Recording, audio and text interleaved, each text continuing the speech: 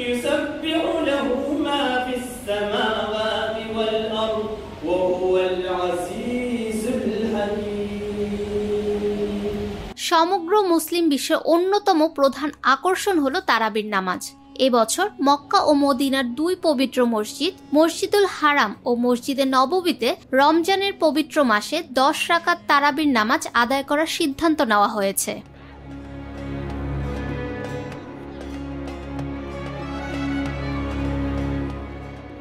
তারাবি নামাজ সাধারণত 20 রাকাত পড়া হয়, তবে নিয়ম আছে কেউ চাইলে 8 রাকাত, 12 রাকাত বা 16 রাকাতও পড়তে পারেন।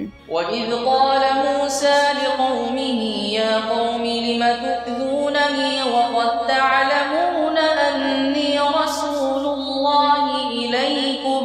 করোনা ভাইরাস মহামারীর পর থেকে মসজিদুল হারাম ও মসজিদে নববীতে 10 রাকাত তারাবির নামাজ চালু রাখা হয়েছে। এর প্রধান কারণ ছিল স্বাস্থ্যবিধি ও নিরাপত্তা নিশ্চিত করা। 2020 সালে মহামারীর সময় নামাজে অংশগ্রহণকারীদের মধ্যে সামাজিক দূরত্ব নিশ্চিত করার জন্য তারাবির রাকাত সংখ্যা 20 থেকে কমিয়ে 10 করা হয়েছিল।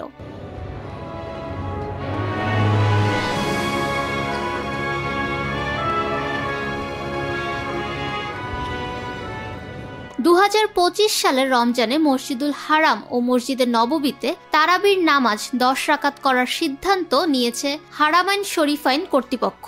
যদিও মহামারীর মতো কোনো অবস্থা এখন নেই, তারপরও মসজিদুল হারাম ও মসজিদে নববীতে এই নিয়ম বজায় রাখা হলো। সোমবার দুই পবিত্র মসজিদ বিষয়ক জেনারেল প্রেসিডেন্সির সভাপতি শায়েখ আব্দুর রহমান আস-সুদাইস এ ঘোষণা দেন বলে জানিয়েছেন ইনসাইড দ্য হারামাইন।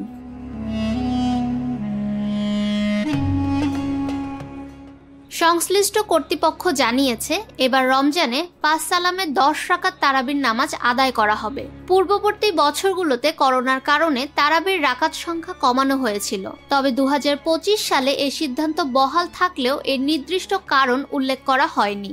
10 রাকাত তারাবির পর 3 রাকাত বেতের নামাজও পড়া হবে বলেও ঘোষণা দেওয়া হয়েছে।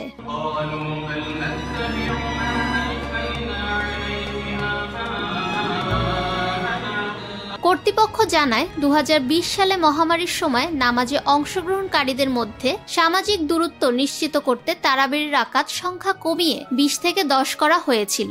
এই নিয়ম পরে স্থায়ী করা হয়। কম সময়ে নামাজের ফলে মসজিদ পরিষ্কার পরিচ্ছন্ন রাখা ও জনসমাগম নিয়ন্ত্রণ করা সহজ হয়। এছাড়াও মুসল্লিদের ক্লান্তি কমানো ও বেশি সংখ্যক মানুষকে নামাজ আদায়ের সুযোগ দেওয়ার জন্য 10 রাকাত পদ্ধতি অব্যাহত রাখা হয়।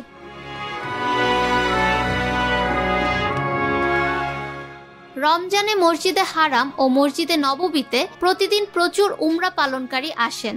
10 রাকাত তারাবির ফলে উমরা ও নামাজ দুটি সহজভাবে পরিচালনা করা সম্ভব হয় বলে মনে করে কর্তৃপক্ষ।